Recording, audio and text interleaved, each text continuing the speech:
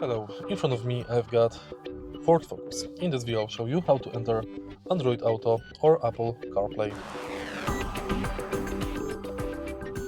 In the beginning, make sure that the USB cable is connected to your car and the second part of the cable connect to your smartphone. Once it's connected, on the screen display you will have this prompt. Select Continue, Agree,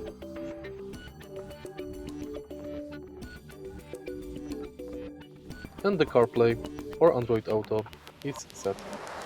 In the CarPlay, you can manage your smartphone, music, maps, messages, FORD Sync, calendar, apps, and more.